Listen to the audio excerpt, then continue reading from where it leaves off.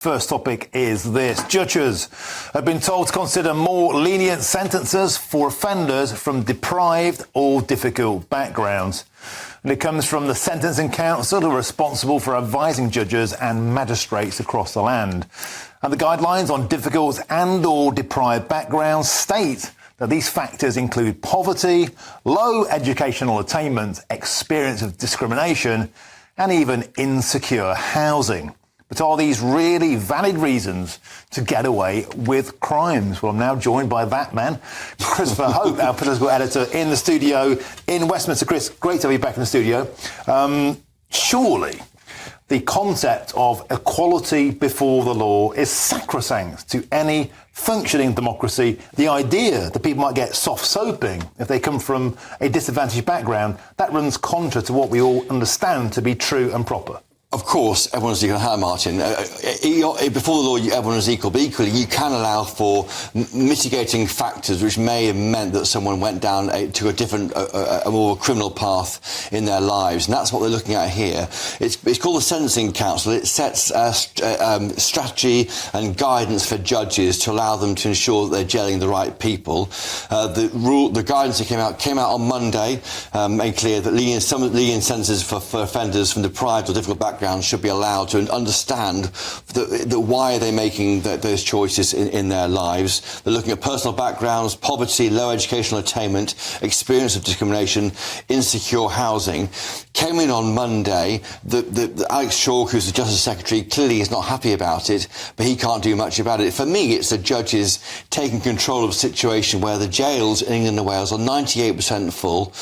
They need to act to make sure that the jails aren't full to bursting, so they're doing their own ways by bringing their own guidance here.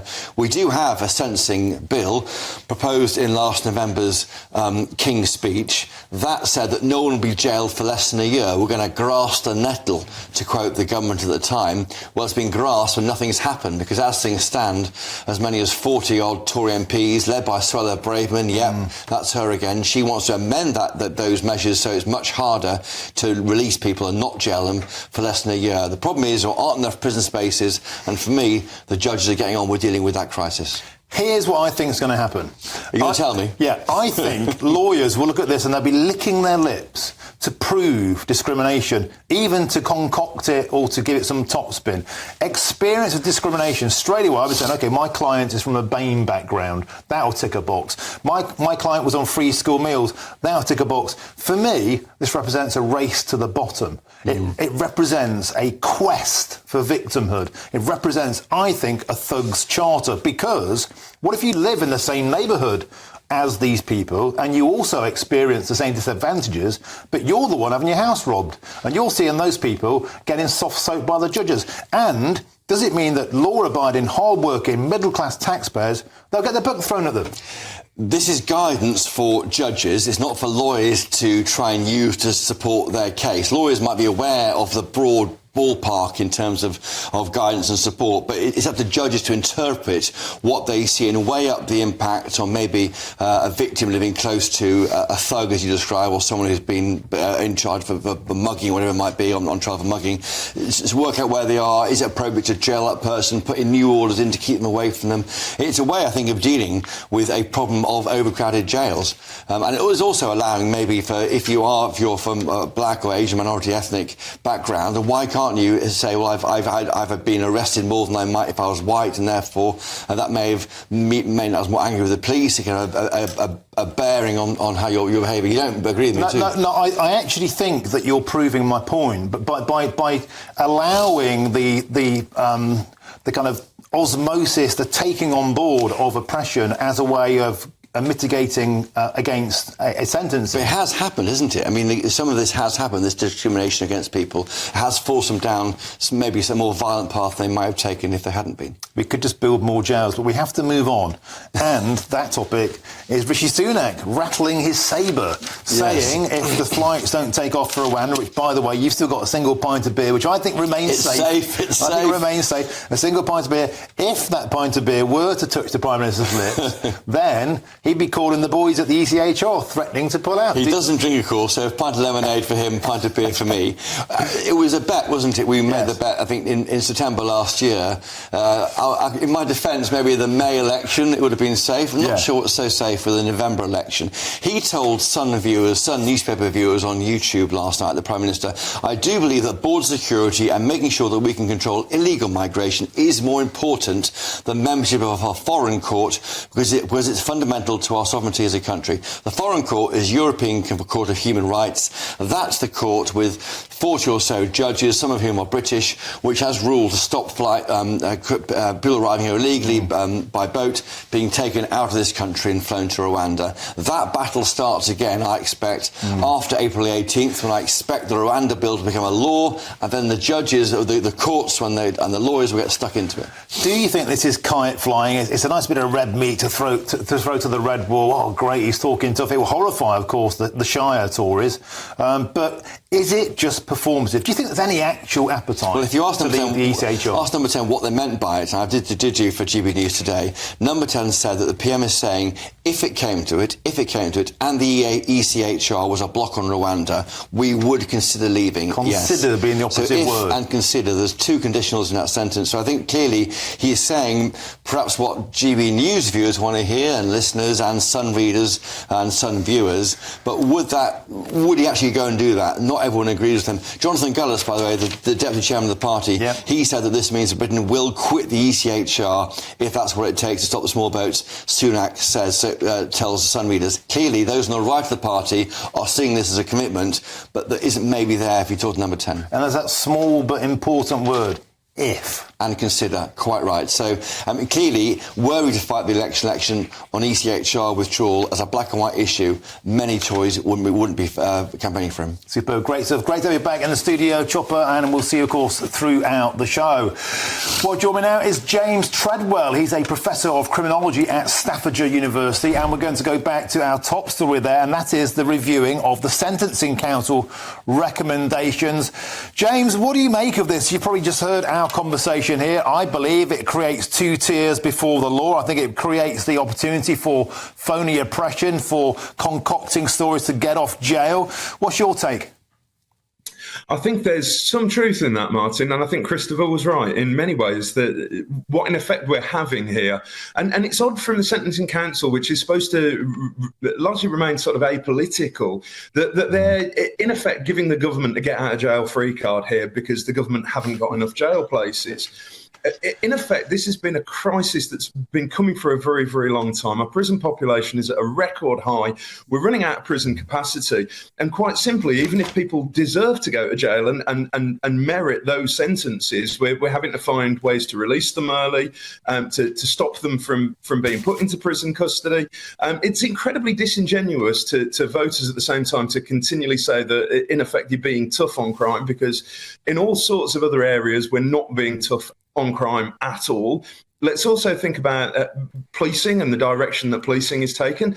The clear-up rates for crime are absolutely abysmal. There are activities and criminal activities that are largely now decriminalised, in effect, that where the law simply isn't enforced. And people, I think, are rightly going to see it and think, what on earth is going on in the criminal justice system? And for all the kind of rhetoric from both sides politically, there's very little effectively being done in terms of bringing forward solutions or looking at how we've got into the situation that we're in. James, I think you absolutely got to the cusp of this in one sentence, giving the government a get-out-of-jail card. In fact, our political editor, Chris Hope, nodded profusely. He's got a question for you. James Treadwell, I'm in the studio here with Martin.